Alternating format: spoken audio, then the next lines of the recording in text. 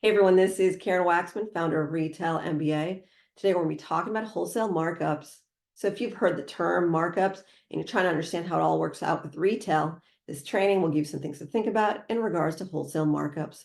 With that said, let's get started on today's training. So let's talk about markups and how it's relevant to chain stores, so you understand these different terms. A markup is the amount by which the cost of goods sold is increased in order to get to the final selling price.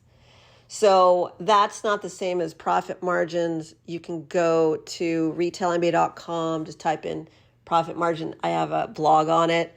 Also, I have a video on it as well on our YouTube channel, Retail MBA, if you want to learn more about profit margins. But we're going to be talking about markups today. Really, we're going to try and figure out your pricing, your wholesale versus your retail price, and that percentage. That percentage is what matters to you. When you go to a retailer and they are actually trying to figure out how they're going to mark up your product price to get to the MSRP price, it matters because that's the actual MSRP price and what the buyer wants to make money on. Essentially, you have a wholesale cost of your product, and then you have a retail price of your product, what the world is buying, and there's this markup. That's what that is, that difference. And how you determine your markup for chain stores is based on the retailer and the product category itself, which is very annoying. So let me explain. So Walmart, low price leader. They kill you on price.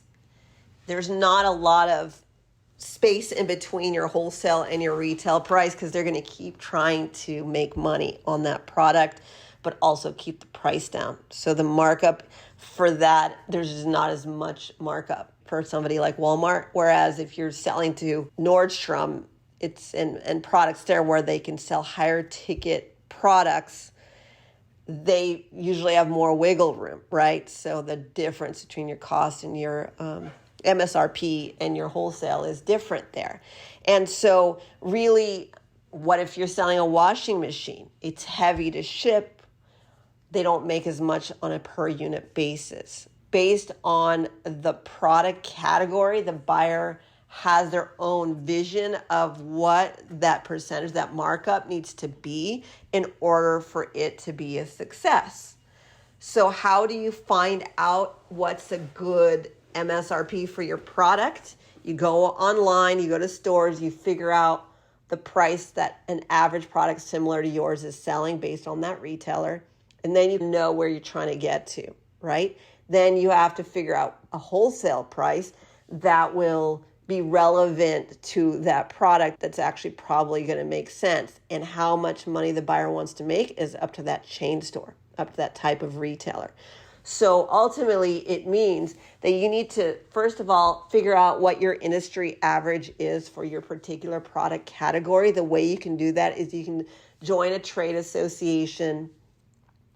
You could try and get to a price that seems reasonable and then have a few buyers laugh at you. And then you can figure out, you reach out to a buyer and they'll tell you, no way, your pricing is too high, your wholesale is too high.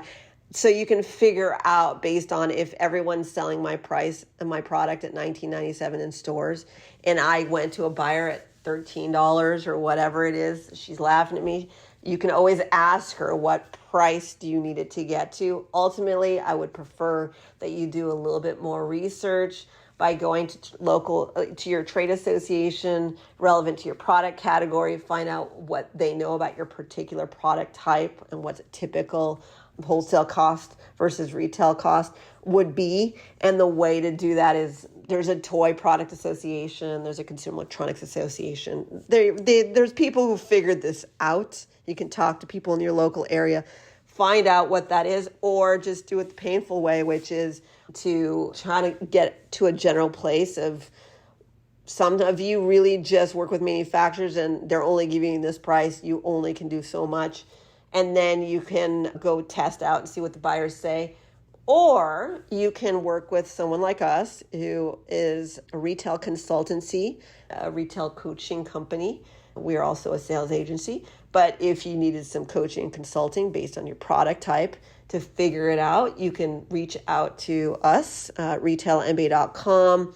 Take a look at our Retail MBA year-long coaching and training system, or our other do-it-yourself programs where we do some coaching with you and help you figure that out so you're not outlandish.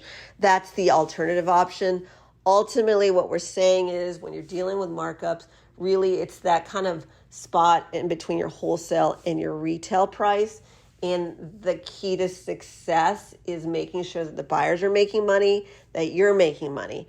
And how you figure that out is really going to come down to understanding your particular retailer, what matters to them, and not being completely outlandish when you're reaching out to her with your wholesale cost, right? Because ultimately, if your wholesale cost is really high and she can't do anything with it because she needs to make a certain amount of money, that's going to impact whether or not she buys from you. So ultimately, our recommendation is either to go to your local associations based on your product category, understand that, do your market research, figure out what's going on with in regards to what a typical price is in stores, and then try to do the best you can, or work with a consultant to figure things out. You can also go back to your manufacturer, try and create a cheaper product so that you can ensure success, meaning that your product doesn't cost as much so you can have more wiggle room. There's a lot of things that you can do. Karen Waksman, Retail MBA. I hope this makes sense about markups.